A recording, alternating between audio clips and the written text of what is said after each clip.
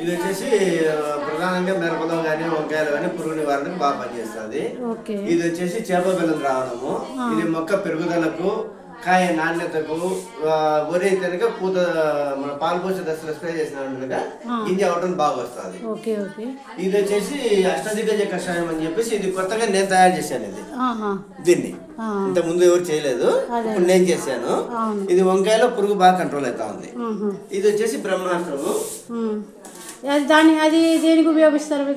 ఇవన్నీ పురుక్యమ్మా, ఇవన్నీ పురుక్యమ్మ. ఇది ఒక్కటి గ్రోత్ అంటే మొక్క పెరుగుదలకు, అది వరిలో ఏ పైరుకైనా కూడా, మన మామిడి చెట్లకు ఏ దానికైనా పనిచేస్తుంది. ఇది గింజ నాణ్యతకు. ఇది వచ్చేసి పొగాకు టానిక్ అంటారు. ఇది అది దేనికి ఇచ్చినా? ఇది మెగ్నీషియం నివారణకు బాగా పనిచేస్తుంది. మెగ్నీషియం నివారణకు బాగా పనిచేస్తుంది. మెగ్నీషియం లోపం ఉందంటారు కదా చెట్లలో కానీ మిగతా ఏ పైర్లకైనా. ఇవి వచ్చేసి జీవనెరువులు. ఇవి జీవనెరువులు BVM అంటారు. ఇది బవేరియా వర్టిసెల్లం మెకానిజం అంటారు దీన్ని. వాటిలో ఏం కలిపింటారు? ఇవి మన భూమిలో నుంచి క్రిములను తీసుకొని ఆ క్రిములను డెవలప్మెంట్ చేసి ఈ విధంగా పెట్టింటారు. ఇవి స్ప్రే చేయడం వలన మొక్క పెరుగుదల కానీ ఎలాంటి కెమికల్. ఇది వచ్చేసి ట్రైకోడెర్మా వేడి.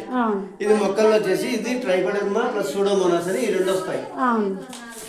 ఇవి రెండు ఏంటంటే ఇవి రెండు కలిపి స్ప్రే కానీ పిచికారీ చేయడం వలన మొక్కల వేరు వ్యవస్థ అనేది బలపడతాయి.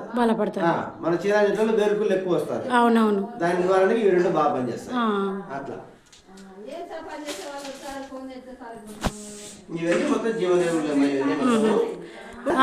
దీంట్లో వచ్చేసి 1 కేజీ చేపలు కానీ చేపల వేస్ట్ కానీ మనకి ఏది తక్కువగా దొరికితే అది తీసుకుంటాము. 1 కేజీ బెల్లం, నల్ల బెల్లం, తెల్లదు అదే చక్కెర శాతం లేకుండా నల్ల బెల్లం రెండు కలిపి 25 రోజులు ఫర్మెంటేషన్ చేస్తే కనుక ఎండలకాలం అయితే కనుక 15 నుంచి 18 రోజులు తయారవుతుంది. చలికాలం అయితే 25 రోజులు లిక్విడ్ బాగా తయారవుతుంది. అప్పుడు మిరపకాయలు, తెల్లకాయలు, పొగాకు